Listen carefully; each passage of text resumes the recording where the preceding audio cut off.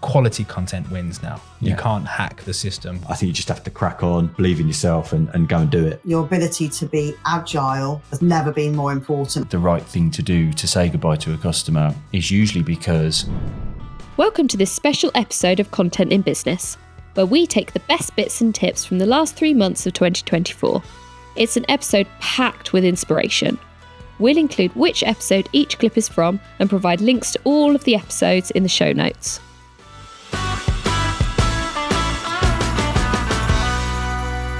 Marketing is hard. Even in myself as a business owner, the hardest part, even as a marketing agency, is marketing ourselves. Doing marketing is difficult. It is challenging. It's the bit that normally gets done last because you focus on the operational sides of your business, the functional sides. No business exists without marketing, because without customers, you have nothing. Whether you're selling a service or a product, you always need new customers. And the biggest key for me is about showing consistency.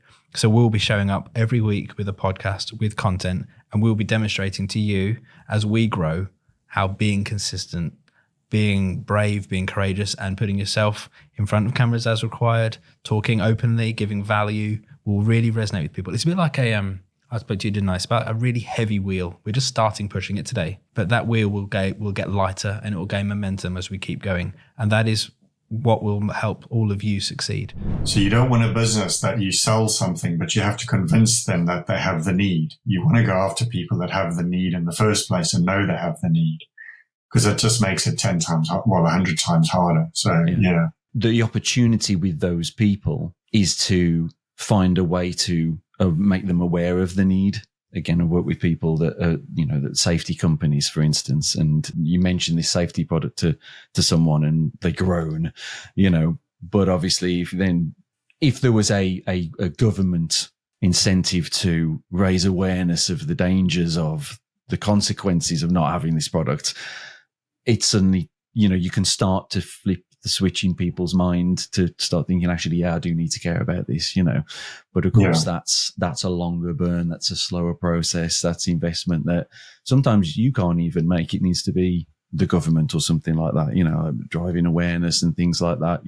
All of the cars have safety features and all of the, the law says do this and don't do this, but the government still have to put out the adverts and collateral and everything to talk about being safe on the roads and not doing certain things when you're controlling a vehicle and all those things, Yeah. I mean, I find as well, I can't think of an example right now, but there's also been these so-called new government initiatives that come out and now you have to do this and that, but people don't do it. There's nothing backing it up. They just say, you have to do this. They don't actually follow it up and make sure you've done it. I mean, it's as simple as people on their phones and cars.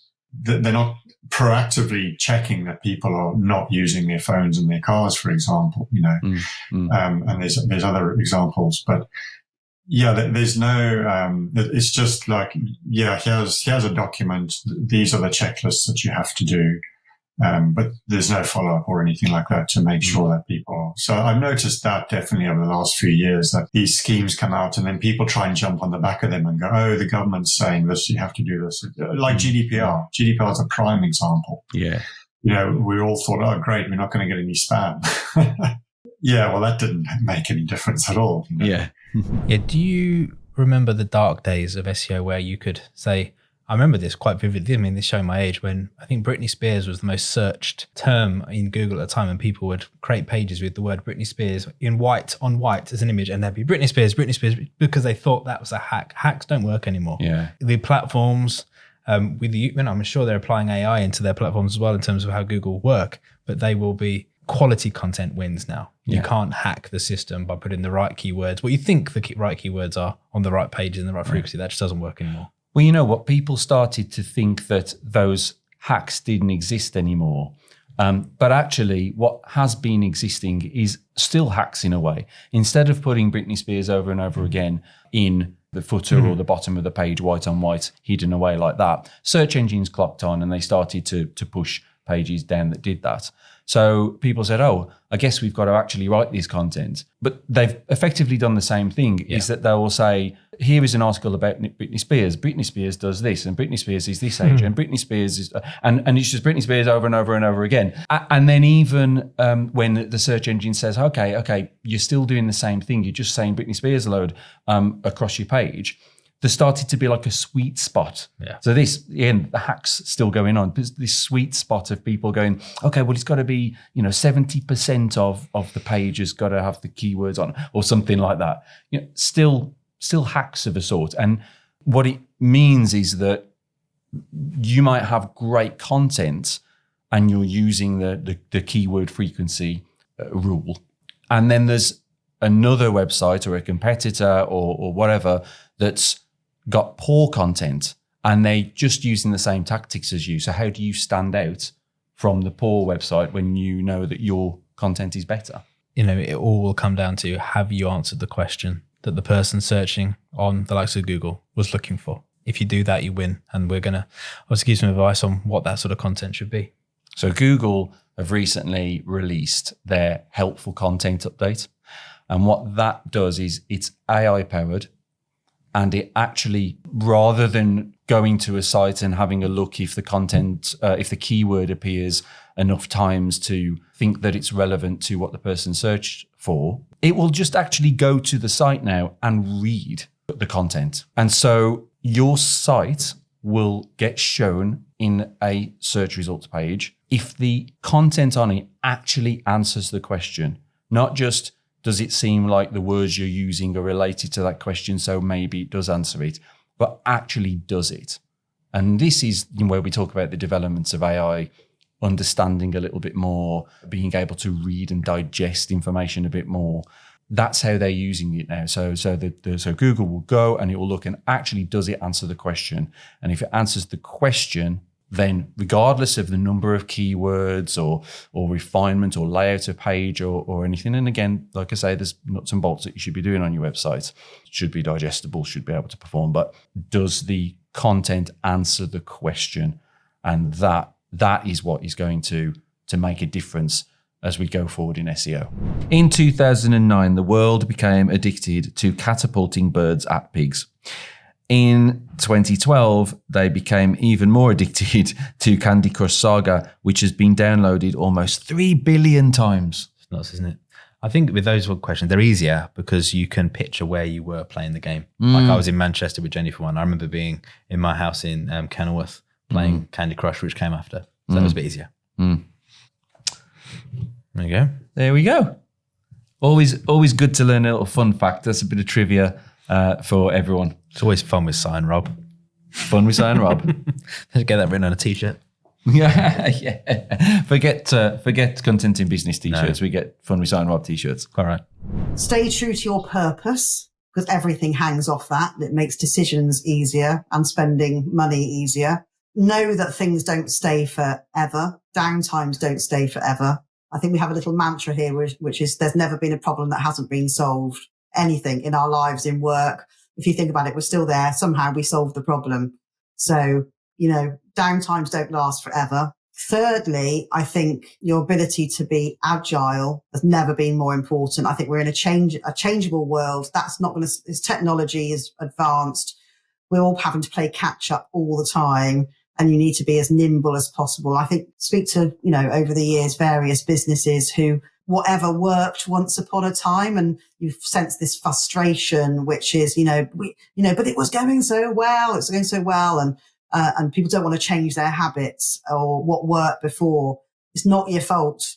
The market changes, businesses have to evolve and pivot, but still stay true to what you are about and where your knowledge is greatest and where your value is greatest. Because I think, the world has the ability to be more transactional than ever before. And therefore, if you can't demonstrate value, and that value comes from where your knowledge is greatest, you might have some short-term wins, but not long-term wins. So stay true to what you're about, change with the times in terms of your product offering, your service, how you talk about yourselves. I think that's my advice. We touched on it on a call the other day.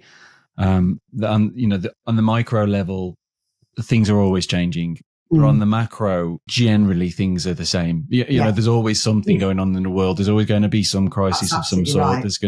There's going to be challenges. Yeah. Costs will increase. Yeah. You know, there's always the same story. If you can be wise enough and have a good enough vision and a strong purpose, like you said. I think you're right. I think when it comes to recruitment, for example, I really haven't kind of disappeared down the AI. You know, I haven't done loads of research on it because fundamentally it's still about people, you know, and we're massive believers in, you know, if clients worry that people are movable, dynamic objects and that's what the risk is for them, really you need people to be talking to these changeable people. And, you know, I read something scary a couple of weeks ago that I don't know what AI platform it is or is going to be or whether it exists or it's in the future or whatever, but saying that candidates will be able to, or job seekers will be able to put a criteria into whatever piece of tech, which will basically then go and identify all the jobs and opportunities out there and just fire a CV off without you having to do anything. Oh my God. Now, don't get me wrong. Easy for a job seeker. I have to do things once and then something's doing it for me. But for a client who's recruiting direct or for a recruiter, when you're getting hundreds of interested, whether that's applications or interested people through other channels, it's going to get worse with trusting who's serious. So yeah, being true to, I still believe there's a human factor in recruitment, which is going to be needed more than ever before. I'm not against automation for things, you know, in terms of back end process and things like that. But a bit of, I guess, with you in the creative industry, you know, there's still a place for creativity without AI, although you have to embrace AI in other areas where it's going to be cost efficient for your business. So I think one element that's very misunderstood is how YouTube has become more of a B2B platform. Well, when I say B2B platform, it's still where people go primarily for lots of their sort of entertainment, you know, watch their favorite YouTubers and the like. But in a recent study, it actually showed that YouTube Shorts after LinkedIn are the best place for B2B content. And it's not something you'd necessarily associate with YouTube, but the fact that you can post like a social media platform, there is Shorts now. They've clearly seen that they can own long form, short form, the whole conversation. And if you can hook somebody within YouTube with a short, to be so close to then showing them your YouTube video where probably your hero content lives is a really, really powerful tool. And obviously Google, being Google as they know, can then use that from an advertising perspective, the retargeting and so on and so on. Google are making some very clever moves very quietly. They're not really promoting shorts, but people in the know in the content space have been talking about YouTube shorts are kind of an undiscovered little almost hack at this stage. So few people are using them. What a tool available to businesses and individuals trying to grow their audience. The thing with YouTube is there's, as opposed to the other social platforms, it's an intent thing, isn't it, with YouTube? When people are on YouTube, they usually have the intention of finding out something. You know, people use it as a search engine. They have the intention of finding out something or sitting down and watching a piece of content. And so, yeah, if you can, rather than trying to kind of, you know, throw your content in someone's face that is kind of, you know, generally what's done through social, to try and get their attention as they're scrolling, it's a different story with YouTube because there is a level of scrolling. You just scroll through and the updates of the videos and things. But with the shorts, they generally appear at the top. They'll come up in search results. And actually, just to elaborate the points of posts, because the posts are different thing from shorts again. The posts are like literally like a Facebook post, and you can even post your own video. So you put your video on YouTube on your channel, and then you can actually create a post where you can write some copy and feature your video, which is actually different from just the normal, you know, your video appearing in someone's feed. So again, you've kind of got the social thing of popping up while people are scrolling, but again, there's just a baseline level of intent on YouTube, isn't there? I'm not quite sure what YouTube's long play is, but they're definitely trying to. I think what I admire about YouTube is they haven't settled with being one thing. They are the best place for video content, bar none. Never stop learning. I've just continued to absorb more information all the time. I think, I probably won't ever get better at that. And then you see something else, which then leads you to test something else. So it's always evolving. That's really insightful that you're doing that listening, you're asking those questions, and you're kind of monitoring and examining what others are doing, while, like you say, not letting it completely take over your business and just trying to please everybody. So many business owners and founders fall into the trap of getting really, really passionate about what they do, or what they intend to do, and really pushing that through, really believing, and the danger is believing your own hype then and going down the wrong route and all that. Having a vision, having a dream, having a purpose is going to be the key. But absolutely, that listening is really, really, really important. That's got to be a massive contributor, 100% to the journey so far. I think without it, we wouldn't see the response that we're getting. I think it's great. I mean, and also having the empathy, there's so many things that are not perfect with the shop. I don't have prices on clothes. And a lot of people go, oh, I don't see a price. No, just speak to me. I don't have the budget right now to get tags. And that's the truth. And I think people resonate with that. It is a difficult climate. And I'm starting a business because I want to do something for the community. I want something in my local area. But also having that conversation when I don't have the budget, but actually just speak to me. And I also encourage people to sort of have a barter and negotiate, because I want people to learn that sometimes you don't always have to go with the first price you're given. And it's also teaching skills at the same time, where a lot of people sort of, no, I don't like that. And I'm like, no, do it, try it and see what happens. You might get something for a little bit lower. You might have a good laugh. And I just love that about the shop. And I think that's been one of the best things to see, the success and the response. It seems to be really focused on that engagement side. I love the engagement side. I think that's one of my favorite parts of the business. I don't want to do it just to speak to 4 blank walls all the time. I love speaking to people and meeting new people, learning about their stories if they're having a bad day. I really treat the shop as if it's my living room. I've got my little biscuits, got cup of teas, and that's just really part of the way I was brought up as well. I know my mum would be killing me if I didn't have any sort of snacks to give to people or no refreshments. One of the things that I really wanted to achieve was the sort of cozy sort of vibe. One person goes, oh, it's so cozy in here. And I'm like, perfect. That is exactly what I was going for. Fulfillment. I have a saved folder on Instagram, which is just called Cats for Heidi. And then when I go home every day, she said, you got any cat videos for me today? And it's now become, the kids fight over who I do at bedtime because they think that's when they get to see funny cat videos. So you're creating an archive of the best. There's literally hundreds. The best cat videos on the internet. Heidi thinks there is a social media platform called Cats for Heidi because that's what she sees every day. Business idea? Business idea. She'd see, entrepreneur. But there's a theme, but I don't think that detracts from the reaction. So go on. Let's see if it makes you smile. Let's watch this.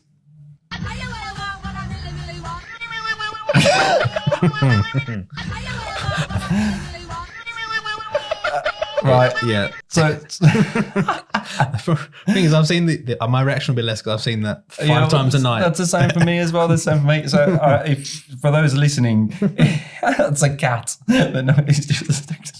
I don't even know what the cats do. It's sort of duetting with a girl singing a bit of Spice Girls. We've got to put it on again. I'm sorry. We got to put it on again. I don't know. I don't know what makes a cat make that noise. That's the bit that worries me. Because it's not a normal cat reaction. His head's going all over the place. You can't quite see what he's what he's looking at. But that is, I got a tear in my eye. Good. There you go. That was the reaction I was looking for. And I'm already butts tears. That is excellent.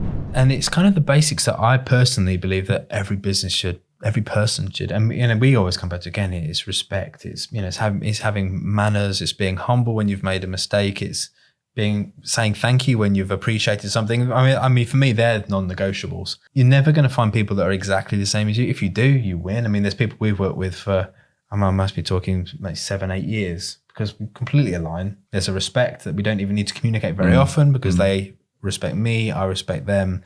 They trust the work that we do. We deliver every time. It's very, very easy. But it's not always going to be the case. And you will have to work with people that aren't completely aligned to you. But there are some non-negotiables that you should stick to. And it's not something I'd really considered before, but there's a terminology of knowing when to sack your customers. It sounds mad, doesn't it? Sacking a customer. But they won't give you what you want long term. forgetting the financial returns. They're not going to give to you in terms of your purpose and your why you get up every morning to do your work. And knowing when to say to walk away from someone is as powerful as when to bring. So we sort of talk about offboarding customers sometimes as well as onboarding. It's very important in the onboarding process that you have these conversations. You ask certain questions. You don't ask specifically sometimes, but you can probe and you can see the way that their team behave and so on and so on, and you get that real feel. But equally, it's very important to communicate on the way out as well. If you do decide to go the other way from a customer, it's very important. The whole end of the journey, it's important for them to understand why you're not aligned. And it applies to product and to services. We are a service business, so we lean into the service and way we're thinking. There are brands that won't sell products to certain types of people because it's not aligned to their vision and their brands. They don't want certain people driving their cars. They don't want certain people wearing their clothes because they know what they've set up to do and what their brand means. And they would see that it goes against their ethics to see a certain person, a certain even like nationality. If there's there's certain instances where you look at this is going really high. If you look at like weapons trade and all sorts of things, if you're selling weapons to a certain country to protect them, so you could look at what's going on in the world at the moment. You might support Ukraine with weapons, but you wouldn't then support the other side of that bar. You wouldn't then sell the same weapons to Russia in this instance that you don't feel. And it goes up to that sort of level.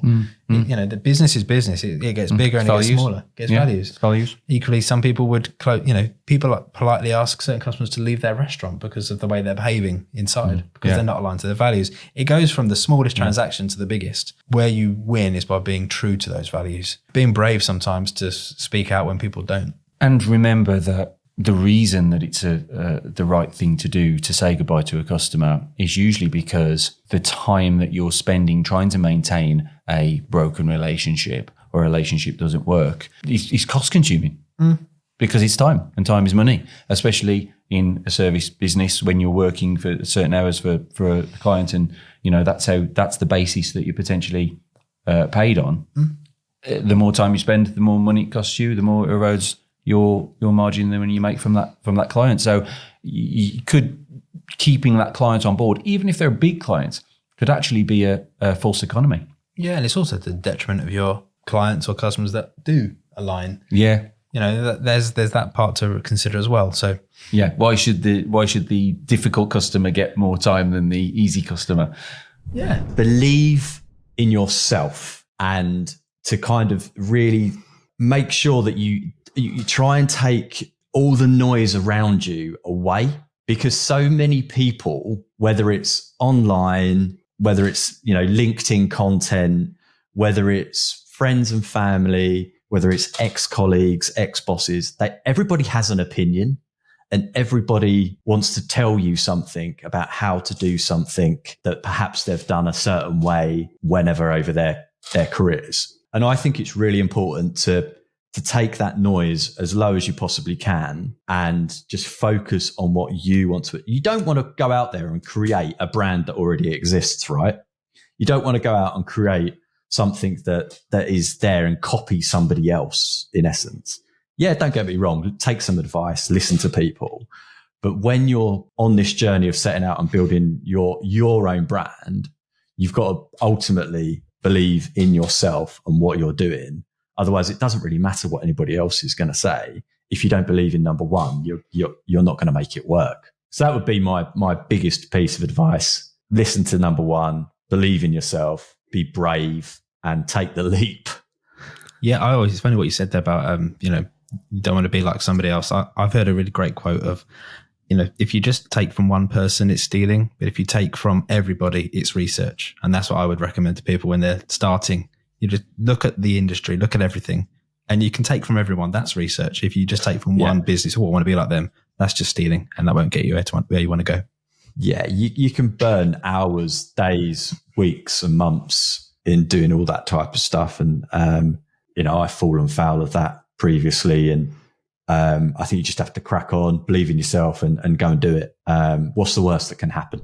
Building a successful business is about having patience and having wisdom and having a long view on things, isn't it? And Daniel Priestley, the author of Oversubscribed, he said about, putting things in place so that the business is consistent and successful. New ideas will come along, But what one of the tips that he said was about doing almost like a survey type thing to say, we're thinking of launching this product within our range. It's a little bit different. It's something new. Going out to the existing audience, maybe even a new audience, and saying, what do you think of it? Or, would you like to be an early tester of this product? And actually getting a flavour for what's the appetite for it.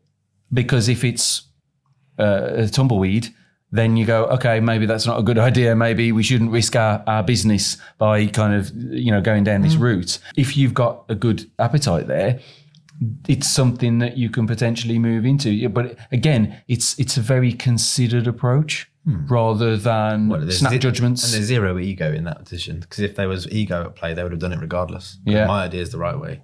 It took courage to ask, and you had to be humble if everyone said, no, that's a stupid idea. Yeah. That's really doing all three of the main skills we've spoken about in one moment. Yeah, that's a good point. If you could be massively passionate about something, but if it's not something that people want, then there's no point. It takes some courage to put your idea out there for everyone saying, no, that's a stupid idea. Yeah. I mean, that person should have some candor in how they gave that information in, but then be humble and say, yeah, maybe I was wrong.